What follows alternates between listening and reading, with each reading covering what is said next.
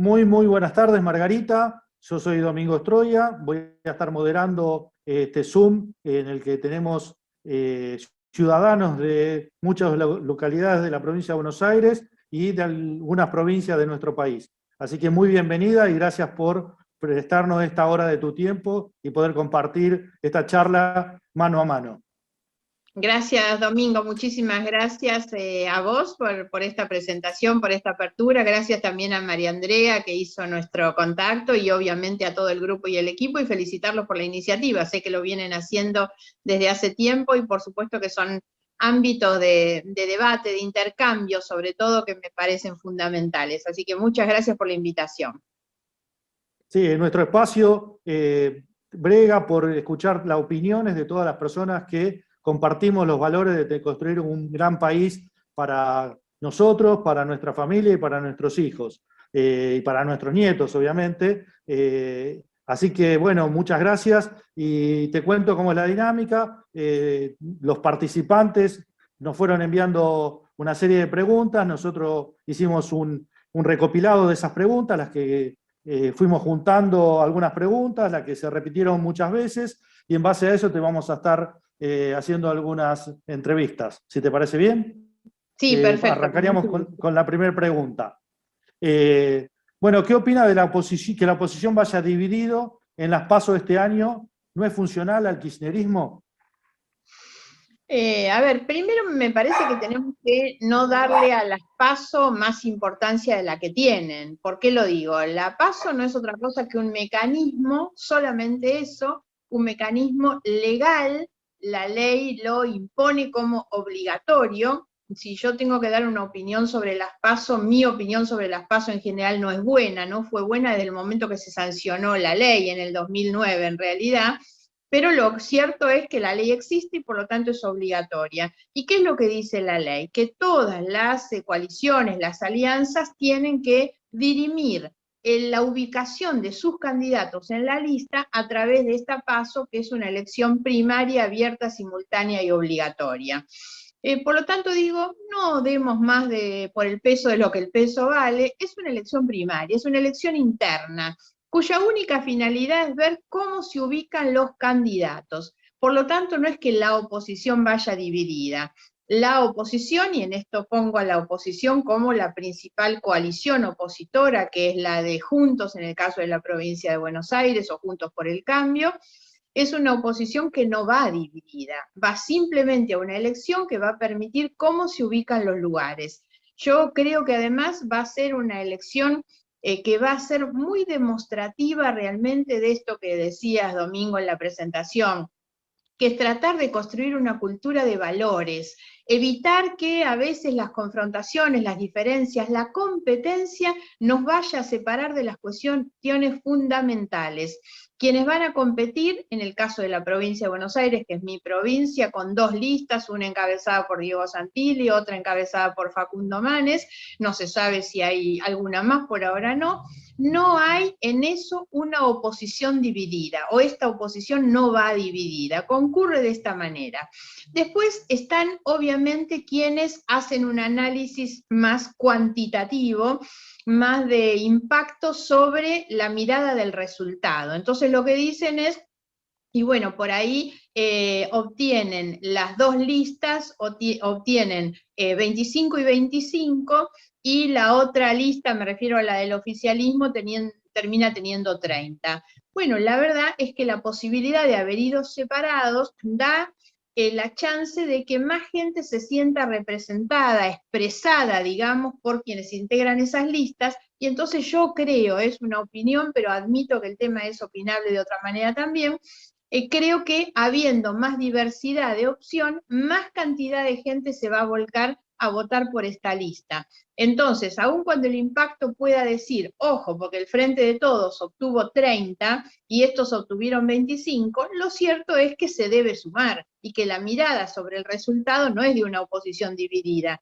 es cuánto va a tener la oposición, y en ese caso la oposición son 50 y no 25. Y eso es lo que hay que mirar. Insisto que puede haber distintas opiniones sobre esta cuestión, y hay quienes dicen, no, el que va todo junto tiene más posibilidad de recibir.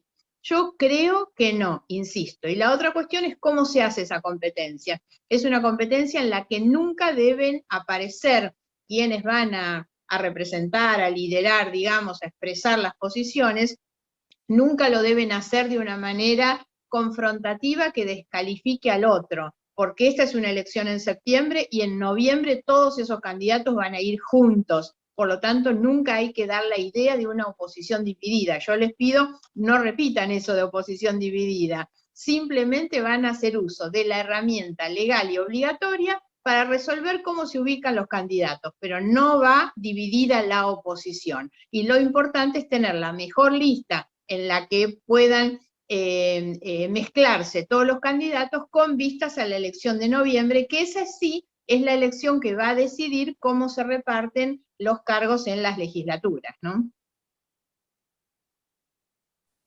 Buenísimo, muchísimas gracias por aclararnos este tema, por tu explicación y por dejarnos más tranquilos de que no es una oposición dividida, sino que tan solo estamos cumpliendo con un proceso electoral que nos permite decidir cuáles son nuestros mejores candidatos.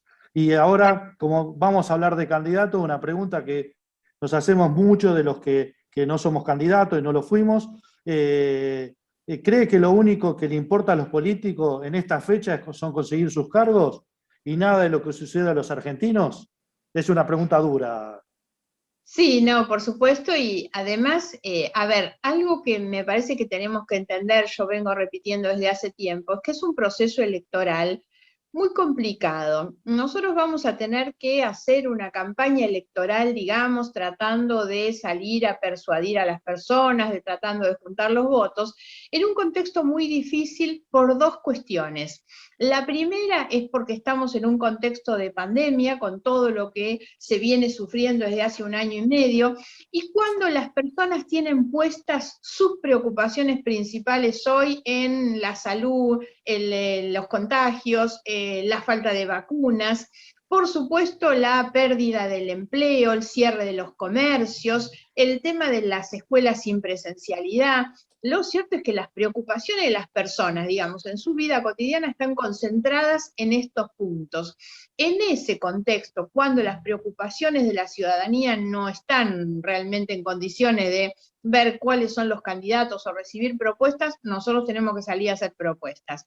Es algo que va a condicionar el proceso electoral. Y la otra cuestión que tiene que ver directamente con la pregunta es que también tenemos que salir a hacer campaña y a convencer en un escenario de alta desconfianza social en las instituciones. Hay muy baja credibilidad de la ciudadanía en la política o en los políticos en realidad. Nosotros hemos hecho una encuesta, hay otras también, sobre, en realidad la encuesta estaba dirigida a la percepción social de la corrupción, pero lo que nos dio como uno de los resultados es ese alto nivel de desconfianza social en las instituciones, sobre todo en las instituciones que están basadas en el sistema de representación. ¿Qué estoy diciendo? Partidos políticos, Congreso, sindicatos. Hay muy baja credibilidad. Esto tiene que ver con la pregunta y tiene que ver también con los fracasos que la política o los políticos hemos tenido a lo largo de los años, porque es casi una herramienta de defensa propia de una ciudadanía que ha sentido muchas veces que su agenda está orientada en una cantidad de preocupaciones y parece siempre que la agenda de los políticos va por otro lado. Entonces, hay que ser muy claros en este sentido y creo que hay que resolver de la mejor manera posible el tema de las candidaturas para que no aparezca esa idea de que lo único que se está persiguiendo es un cargo. La política es una actividad noble, es la actividad de búsqueda del bien común. La política es una herramienta de transformación de la realidad. Y hay que, yo creo, porque vengo planteando esto desde hace tiempo como una crítica a cómo funciona el sistema, yo creo que desde hace mucho tiempo las coaliciones políticas se arman con el objetivo lógico, por supuesto, de ganar elecciones, entonces importa amontonar gente, juntar votos, y no tenemos la misma preocupación o no demostramos la misma preocupación por tener un programa de gobierno, por gobernar bien, por mejorarle la vida a las personas. Y creo que ahí es donde va un poco el tema de la pregunta. Es cuando las personas creen que el político lo que busca es mejorar su propia situación. Esto es lamentablemente una generalización que escuchamos muchas veces, y lo importante es demostrar que no todo es lo mismo, que como en muchas otras actividades, pasa lo mismo en la justicia, en el periodismo, como en la política. Hay buena gente y noble que ejerce sus funciones de la mejor manera posible, y hay quienes no lo hacen y traicionan, en este caso, el ejercicio de la representación que tienen. Somos nosotros los políticos entonces quienes estamos en la responsabilidad de demostrar que no estamos a través de un cargo. La búsqueda del poder es una búsqueda que legitima la lucha política. La lucha política está basada en la búsqueda del poder. El problema es creer que el poder es un fin en sí mismo, que lo único que se busca entonces es llegar a un sillón, sentarme y usar los privilegios del poder. La política tiene que ser una herramienta, y el poder es la herramienta. Llegar al poder no es llegar a una banca para tener los privilegios, es llegar a tener un pedacito de poder para mejorar la vida de los demás. Ese es el sentido colectivo y noble que debe tener la política.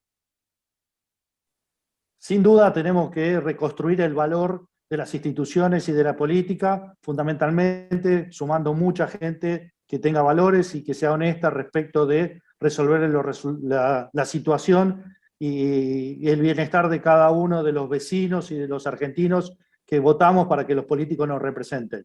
Comparto plenamente que tenemos que hacer, que no todos somos iguales y que la política puede ser una política sana y buena para la gente. Así que muchas gracias por el concepto. Bueno, tengo otra pregunta que se repitió varias veces y que la hicieron entre ellos Eleonora de San Isidro, Renate de Pilar y Andrea de Avellaneda, y es ¿por qué aceptó irse con Massa y qué autocrítica hace de esta situación o qué nos puede contar respecto? Sí, primero una aclaración sobre todo, porque la pregunta dice irse con Massa. La verdad, nunca me fui con Massa. Otra cuestión que es importante aclarar siempre es que yo no tomo decisiones de tipo personal, estar o no estar, hacer una alianza u otra. Yo presido un partido político que tiene un sistema de toma de decisiones basados en asambleas, en el caso de la provincia de Buenos Aires, como fue la alianza con Massa en el 2017, basado en asambleas seccionales que deliberan, que discuten y que toman decisiones a través del Congreso partidario. Por lo tanto, no es una decisión personal. Yo creo que hay que entender siempre los momentos y los contextos, ¿no? Porque en el momento en que yo hice la alianza electoral con Massa, 2017, Massa venía de haber hecho una elección en el año 2013, una elección que compartió, entre otros, por ejemplo, con Solade, Narváez y Macri, y de esa manera logró sacar en la provincia de Buenos Aires el 40%, poniendo límite a la ilusión reeleccionista de Cristina. O sea, hizo realmente una elección que fue muy importante en términos institucionales. En el 2015, Massa ratifica, digamos, esa misma posición y compite en la elección con la intención también de derrotar al kirchnerismo. Yo era candidata a presidenta también, y él también. Yo no conocía a Massa hasta ese momento, y en el 2017, después de esas dos elecciones, donde él venía claramente diferenciándose del kirchnerismo, en el 2017 nos busca a nosotros para hacer un acuerdo. Para nosotros, toda la trayectoria que él venía sosteniendo durante esos años hacía creíble, digamos, las cosas que él decía sobre el escenario conmigo. Muchos, los más viejitos como yo, lo recordarán, que él se subía al escenario y decía voy a meter presos a todos los corruptos. Después terminó aliado con los corruptos, pero en ese momento nuestro acuerdo estaba basado primero en una agenda social que Massa tenía, que era una agenda relacionada con trabajadores, jubilados, que para nosotros era una agenda interesante, que nos complementaba porque la agenda nuestra era una agenda más institucional, justicia, transparencia, derechos humanos, pero ese era el discurso y la posición que Massa venía teniendo desde hacía varias elecciones. Por lo tanto, en ese momento, en ese contexto, con los antecedentes y el acuerdo programático que nosotros hicimos, entre otras cosas, recuerdo que en el Congreso, por ejemplo, votamos el desafuero de debido, algo que después siempre le cargaban los costos a Massa de esto, pero así fue que en el tiempo que estuvimos, que no fue mucho porque fue solamente una elección, la verdad es que nosotros compartimos ese discurso fundamentalmente en contra de la corrupción. Después él decide tomar otro camino, y para nosotros, como la alianza esa se había hecho exclusivamente para esa elección, nosotros no compartíamos y por supuesto tomamos un camino distinto. Sí, lo que quiero decir es que a mí me llama mucho la atención que siempre se me realice esta pregunta, muchos periodistas me la viven haciendo siempre, y nadie le pregunta, por ejemplo, a Ocaña qué le pasó para haber sido ministra de Cristina, si se arrepiente de eso, o no le preguntan a Cobos, ¿no? Y Cobos volvió al radicalismo como si nada hubiera pasado en su trayectoria. Ojo que son dos personas a las que yo aprecio mucho y las aprecio por su honestidad, pero estuvieron mucho más tiempo con Cristina Kirchner del tiempo que yo estuve con Massa. Y sin embargo nunca hay preguntas, y como que son mucho más indulgentes, digamos, siendo además que sus acuerdos fueron directamente con el kirchnerismo. Y yo no tuve nunca, por suerte, la confusión, digamos, de haberme aliado jamás con el kirchnerismo, que es obviamente el objetivo de las críticas más fuertes que yo tengo en materia política. Bueno, apreciamos que hayamos tenido esta oportunidad de por lo menos hacerles nosotros esta pregunta en forma directa, más sin la intervención de la prensa, y siendo una pregunta mucho más cercana entre personas que compartimos valores para nuestro país y para nuestra república. Así que muchas gracias, y gracias por aceptar la pregunta y darnos una respuesta de frente. Gracias, gracias. Roberto de Almirante Brown me plantea, bueno, ¿y qué cuestiones evaluó el GEN o su partido para hoy hacer un acuerdo juntos, y cómo considera que ese acuerdo, qué vida va a tener ese acuerdo en el futuro?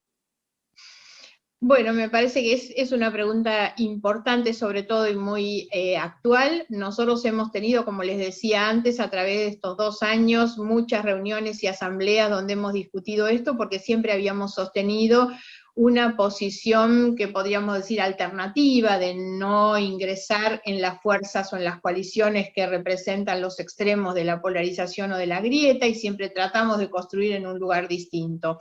En estos 2 años, digamos, las cosas diferentes que nos ocurrieron, diría varias. Una es que los sectores con los que nosotros habíamos hecho coaliciones antes terminaron ingresando al gobierno, el ejemplo más claro es el de Massa, por lo tanto la posibilidad de armar una alternativa distinta se hacía cada vez más angosta. A nosotros nos gustaría que no existiera la grieta, la polarización, pero existe, es un dato de la realidad, la sociedad está cada vez más polarizada y agrietada, y eso fue cambiando, como les dije antes, el contexto en el que uno toma las decisiones. La otra cuestión es que nosotros hemos ido teniendo cada vez más una mirada y una posición muy crítica del gobierno, y creemos que el gobierno de manera cada vez más categórica nos expulsa a estar en la vereda de enfrente, digamos, y en esa vereda de enfrente uno cada vez se va identificando más en la crítica hacia el gobierno.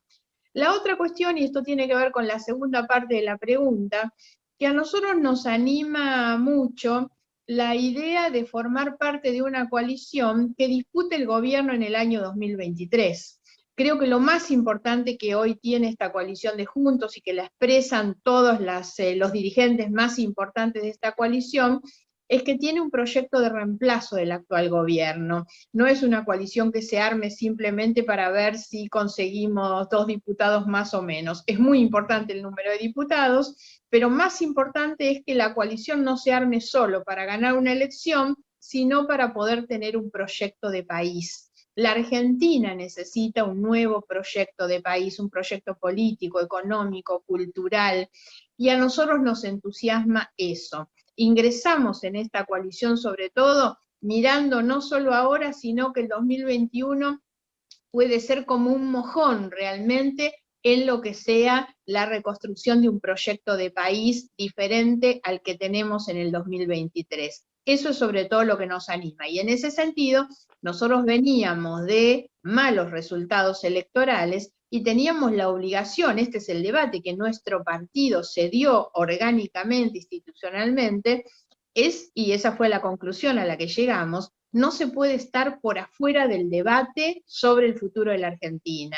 No nos puede resultar indiferente cuál será el proyecto de la oposición al 2023, porque nosotros estamos dentro de ese colectivo diverso, donde no todos pensamos lo mismo, pero la verdad es que es muy importante construir ese proyecto opositor, y nosotros pretendemos estar ahí, incidir dentro de lo que es la definición de ese proyecto.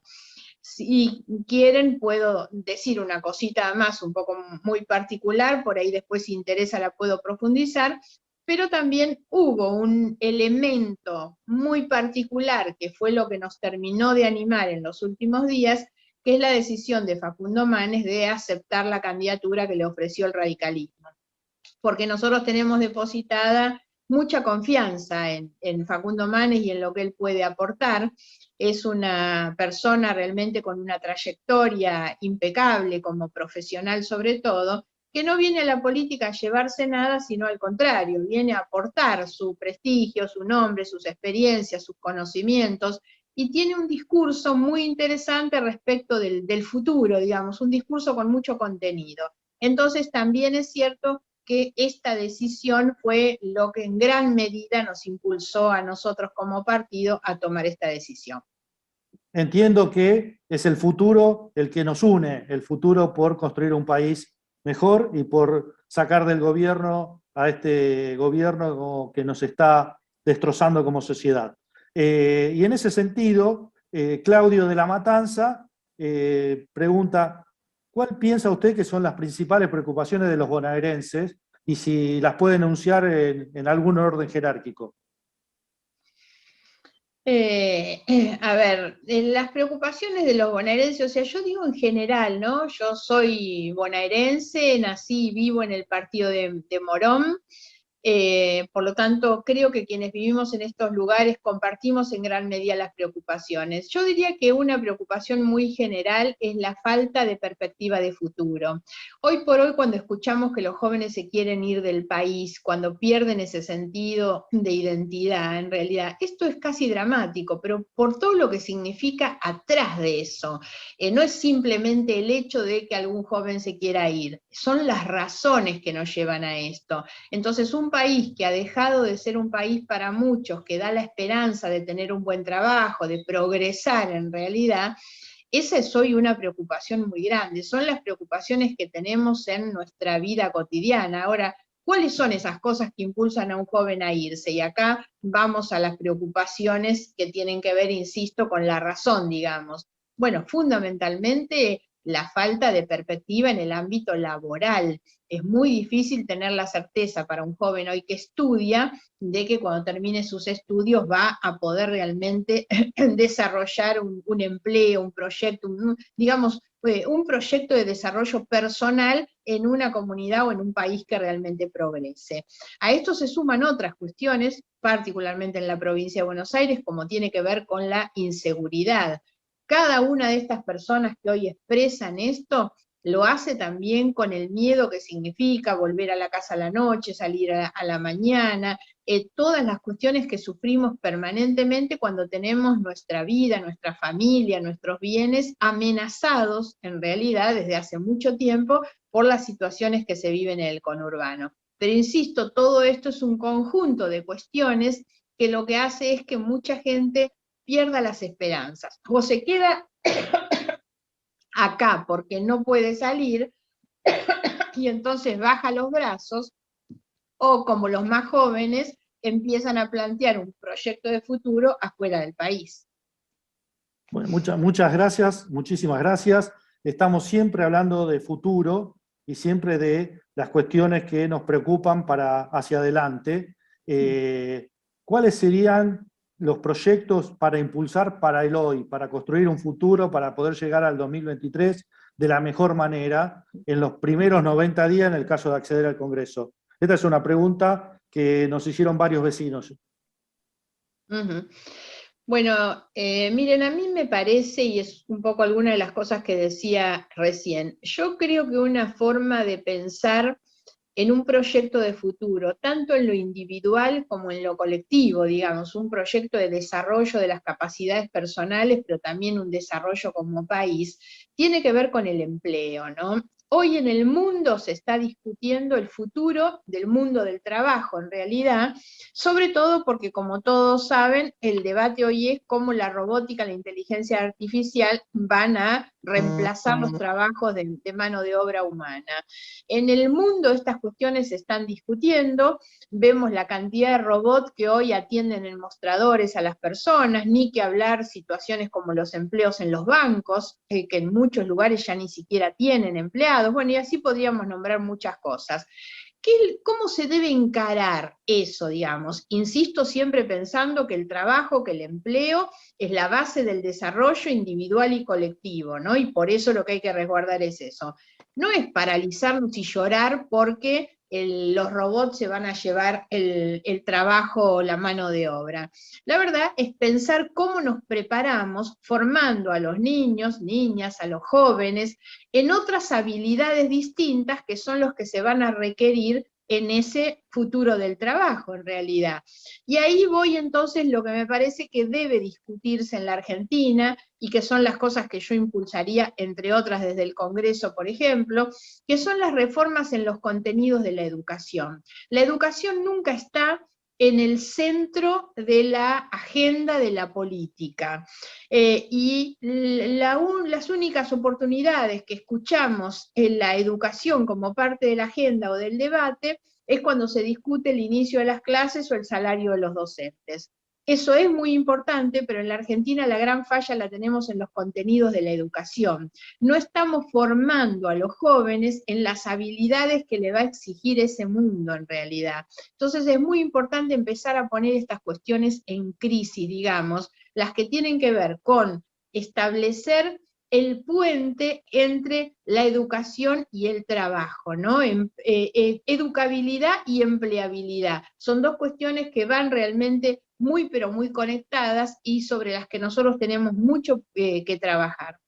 Después hay otras cuestiones que sobre todo yo las llevé después de mi vida en el Congreso, que estuve muchos años como frustración, digamos, algunas reformas que tenían que ver, por ejemplo, con garantizar la igualdad de género en las relaciones de trabajo, a través de algunas reformas que hacen falta en la ley del contrato de trabajo, para aumentar las licencias de los varones en el cuidado de las responsabilidades familiares, no solo porque la protección del interés superior del niño implica que madre y padre son los que tienen que asumir en conjunto esas responsabilidades, sino porque también esto ofrece a las mujeres participar de otro modo dentro del mercado de trabajo y evitar que el empleador, cuando busca un empleado, termine eligiendo varón porque el varón no va a las reuniones de madres de la escuela o no cuida a los chicos cuando están enfermos. Entonces hay que tratar de equiparar las condiciones en el mercado de trabajo para que realmente todos puedan. El varón estar más integrado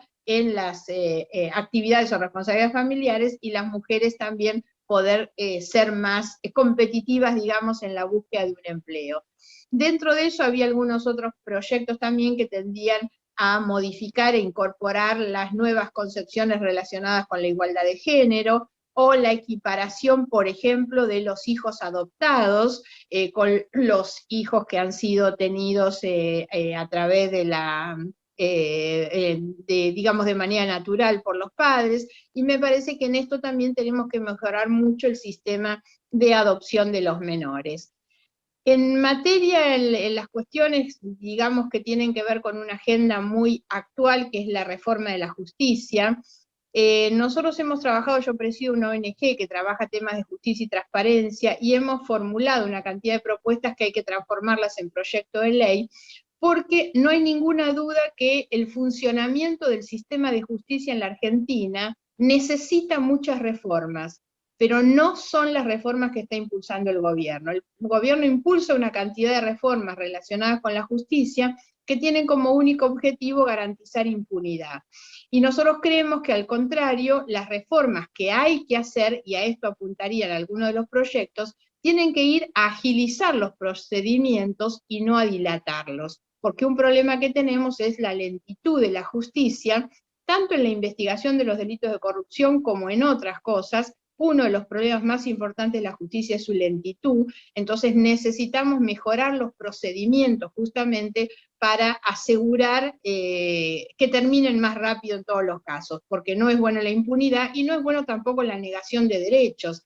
Cuando una mujer tiene que ir a los tribunales a conseguir el aumento de una cuota alimentaria, o cuando un trabajador necesita una indemnización por despido, por ejemplo. Entonces, en materia de justicia tenemos varios proyectos pendientes, de la misma manera que en lo que tiene que ver con la lucha anticorrupción, que en relación a la justicia lo que necesitamos son reformas de una política criminal anticorrupción, por ejemplo, que establezca que el funcionario público que ha sido procesado por delitos de corrupción, o sea, delitos en contra de la administración pública, no pueda permanecer en un cargo público, por ejemplo. No pueda, obviamente, ustedes tienen además el ejemplo que en algunos lugares como Mendoza ya existe, que es el proyecto de ficha limpia. Yo creo que el Congreso Nacional tiene que avanzar en muchas medidas. Algunas son de tipo preventiva para evitar los actos de corrupción y otras tienen que ver con lo posterior. En relación a esto, por ejemplo, otro de los proyectos que me quedaron pendientes de mi última gestión en el Congreso era una ley de protección de los denunciantes. En la Argentina hay ley de protección de los arrepentidos y hay ley de protección de testigos, y no hay ley de protección de denunciantes. Y fíjense que si un denunciante estuviera protegido, si una persona estuviera protegida, sería mucho más fácil que hiciera una denuncia de corrupción. Tanto el empleado que está adentro de una empresa y ve que la empresa en la que trabaja está pagando una coima, como por supuesto los empleados del Estado. El temor a ser despedido, a las represalias es muy grande, y debería haber una ley que protegiera a los denunciantes, como lo hace, por ejemplo, con los testigos. Bueno, podríamos seguir, pero me parece que ya es bastante larga mi respuesta. Bueno, en su respuesta nos habló de proyectos de trabajo, de educación, que son fundamentales para crecer nuestro país, de igualdad de género en cuanto a la construcción familiar, y de justicia. Y en este punto tengo preguntas de Viviana de Del Viso, que me pregunta en qué estado se encuentran las causas que se iniciaron a raíz de su denuncia sobre Tesur y los hoteles de Cristina. Si nos puede ilustrar sobre el tema. Las causas están en condición de que se iniciara ya desde hace mucho tiempo, por supuesto, el juicio oral. Es importante saber que en esas causas hay autos o resolución de procesamiento, tanto de la señora de Kirchner como de muchas otras personas, incluidos sus hijos también. Y yo siempre digo, las causas tienen muchísimas pruebas, tienen todas las pruebas suficientes porque los delitos se cometieron.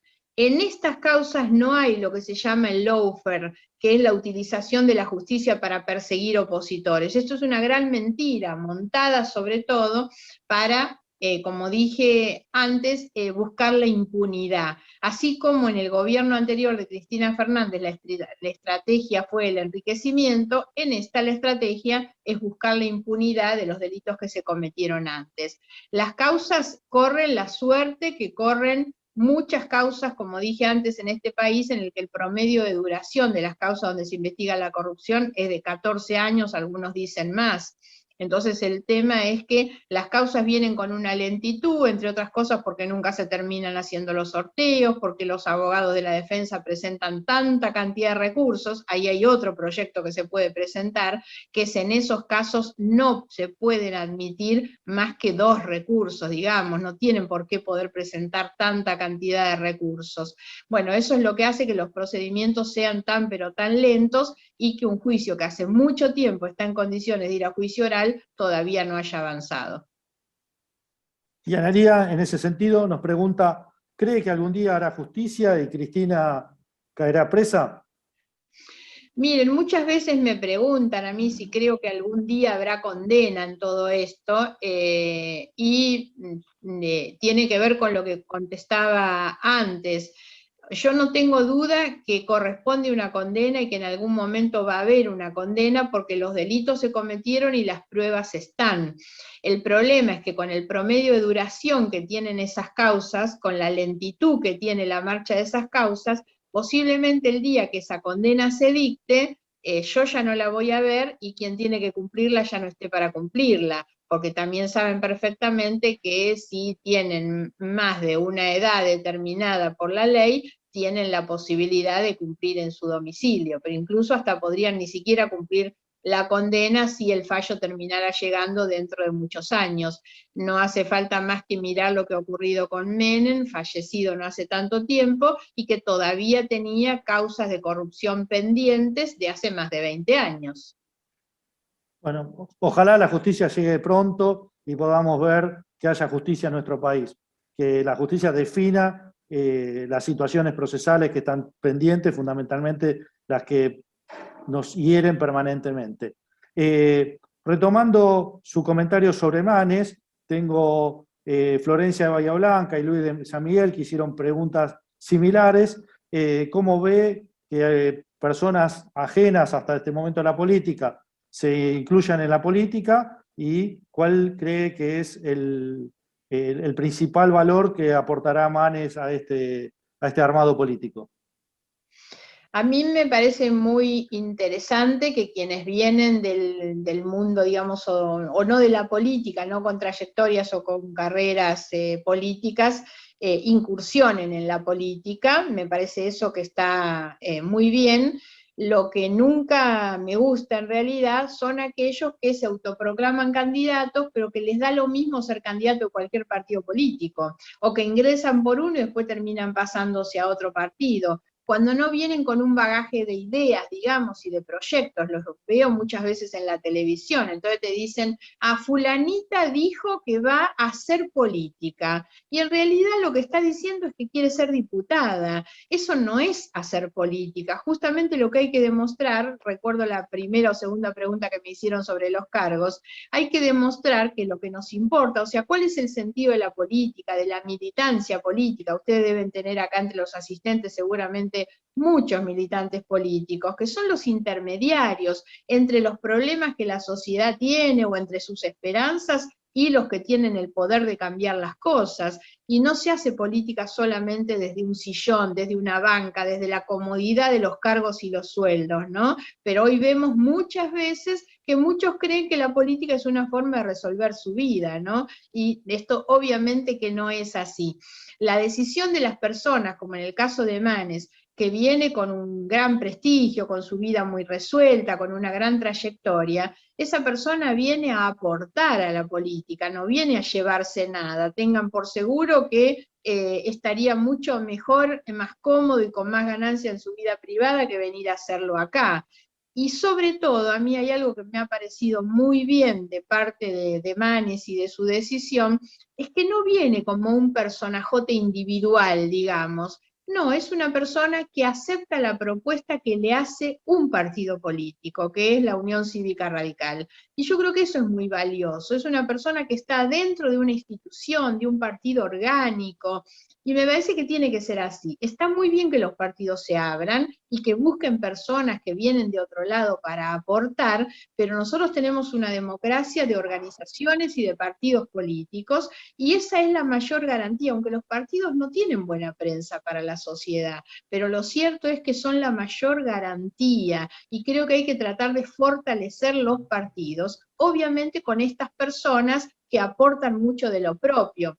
Respecto de lo que Manes aporta, yo creo que es muy importante lo que Manes va a aportar en términos de contenido al debate político, porque el debate político es muy pobre, muy despojado de ideas, y Manes aporta ideas. Su discurso es el conocimiento, la educación, la ciencia, digamos, el futuro.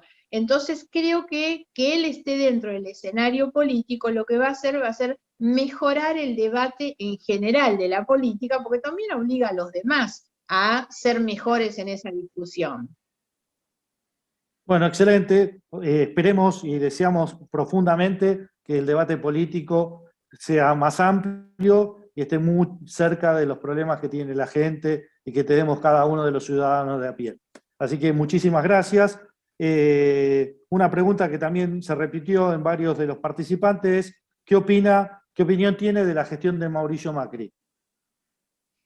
Bueno, yo he sido crítica de la gestión de Mauricio Macri. Siempre digo, los gobiernos nunca hacen ni todo mal ni todo bien. Si tuviera que rescatar cuáles son las cosas que me parecieron mejores del gobierno de Macri, por ejemplo, la política internacional. Creo que tuvo dos cancilleres para mí muy buenos, como fueron primero Susana Malcorra y después Jorge Forí, y me parece que pudieron posicionar a la Argentina en un lugar distinto, que el mundo nos empezó a mirar distinto y también nosotros miramos al mundo de otra manera. Destacaría eso, digamos, si tuviera que marcarlo mejor. Lo que obviamente no comparto tiene que ver con muchas decisiones de la economía y los resultados estuvieron a la vista, y creo que en realidad ese fue en gran medida uno de los problemas que dejó el gobierno de Macri, o que no supo resolver el gobierno de Macri, que había en algún momento minimizado un problema para mí muy importante como es el de la inflación, y estos son los problemas que no solo Macri, sino que gobierno tras gobierno no resuelven y se convierten en problemas estructurales en realidad, ¿no? Eso es un poco lo que tengo. Como dije antes, no hay ni todo bueno ni todo malo en los gobiernos. Bueno, muchísimas gracias. Tengo una pregunta que surgió del chat que dice, ¿y cuál es su opinión de Santilli? Tengo una buena opinión de Santilli, me parece que es un buen dirigente político, creo que de la misma manera que Rodríguez Larreta, y ni que hablar el ministro de Salud de la ciudad, que realmente es una persona que me parece extraordinaria, me refiero al doctor Fernán Quirós. Me parece que los tres en conjunto supieron estar durante todo este tiempo de pandemia a la altura de las circunstancias, mostrando la vocación de hacer las cosas mejor, de articular políticas con otros, sin agresividad nunca, al contrario, siempre colaborando para que las cosas estén mejor. Y me parece que eso ha sido muy, muy valioso, digamos, hoy trasladado a lo que es esta coalición, y pensando sobre todo, como dije al comienzo, en otro gobierno para el 2023. Bueno, excelente. En esta respuesta mencionó la pandemia. ¿Qué cosas se hubiera hecho diferente para administrar la pandemia y qué cosas le parece que se hicieron bien? A ver, tal vez empiezo por lo que creo que se hizo bien, que fue la asistencia que se brindó a los sectores más pobres. Me parece que haber garantizado programas sociales y de asistencia a esos hogares, creo que fue bueno. Siempre nos va a parecer que eso es insuficiente, pero creo que eso es la parte que mejor se hizo. Lo malo, en un comienzo yo recuerdo que todos teníamos, digamos, una suerte de tranquilidad cuando el presidente salía acompañado de un equipo de médicos prestigiosos, sanitaristas, infectólogos, y eso nos daba la tranquilidad de ver a un presidente que estaba bien asesorado. Después se fueron olvidando de esos médicos y la fortaleza que el presidente tuvo inicialmente se fue diluyendo, ¿no? Una fortaleza que tenía que ver con el comité de los médicos y también con cada vez que se sentaba con Larreta y con Kicillof, y esas cosas también nos daban tranquilidad. Todo eso se fue diluyendo después. Algo que a mí me hubiera gustado que yo hubiera hecho, así como el presidente mostró ese consejo científico técnico con los médicos, me hubiera gustado ver al presidente con un comité técnico de expertos en las áreas de la economía y del empleo, por ejemplo, porque el impacto muy grande de la pandemia ha sido sin duda la pérdida de los puestos de trabajo, el cierre de comercios y de empresas. Y nunca vimos al presidente asesorado con un equipo. Tenemos un ministro de la producción en un país como la Argentina, tan importante, que al que la mayoría de la gente ni le conoce la cara, porque hay un ministro de Economía que está totalmente dedicado a los temas de la deuda. Y entonces siempre pareció como que no había un ministro de Economía que se ocupara de la inflación, de la producción, de los comercios, del empleo. Y se desprotegió mucho a los sectores medios, a los sectores monotributistas, a los que la pelean con su propio esfuerzo y su trabajo. Y después, obvio que tenemos el tema de las vacunas en el medio, es imposible evaluar la pandemia sin evaluar las vacunas. El tema de las vacunas ha sido particularmente grave en todo sentido, primero porque desde un comienzo y hasta el día de hoy, nunca la gestión de las vacunas ha sido transparente, nunca hemos tenido información de por qué se contrató con uno y no con otro, qué se contrató, qué se compró, qué se pagó, cuándo llegan las vacunas, la incertidumbre que tenemos con las vacunas que nos llegan o la segunda dosis y demás, la carta de esta semana de la funcionaria Nicolini es prácticamente una vergüenza, pidiendo por favor a Rusia que cumplan lo que ya sabemos que no vienen cumpliendo, entre otras cosas por la improvisación del gobierno, que no evaluó en su momento la capacidad o incapacidad del laboratorio ruso para producir las vacunas. Entonces, toda la gestión de las vacunas ha sido mala, y como si eso fuera poco, tenemos el escándalo, a mi juicio, gravísimo, sin los costos suficientes, que ha sido los vacunados de privilegio realmente.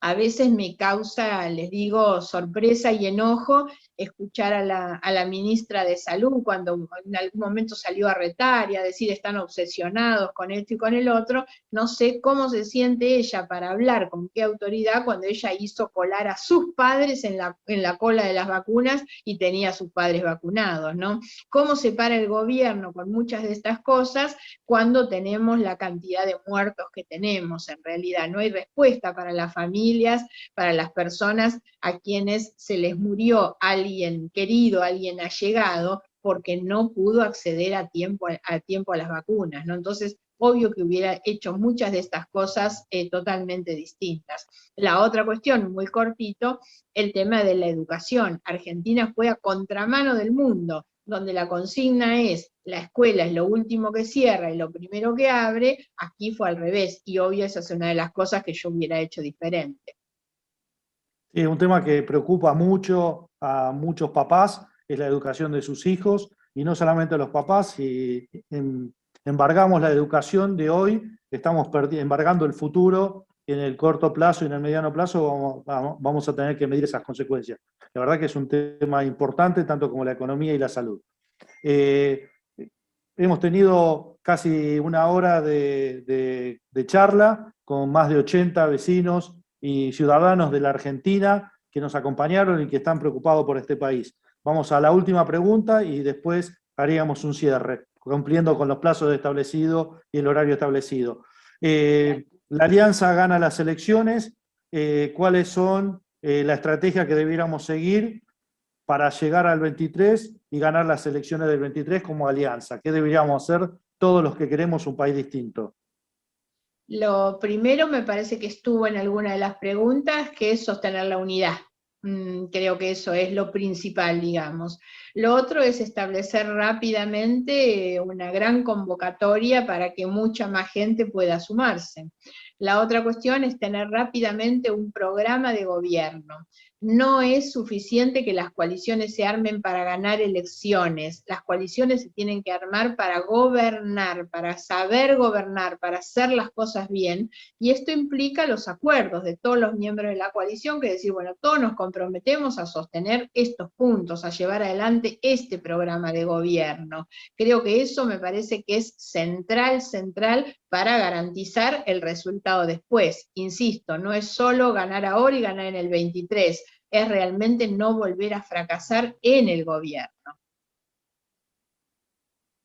Bueno, excelente. Llegamos al final. Muchísimas gracias. Te propongo que hagas un cierre contándonos qué tenemos que ver en los próximos días y hacia dónde deberíamos mirar para hacer una muy buena elección ciudadana.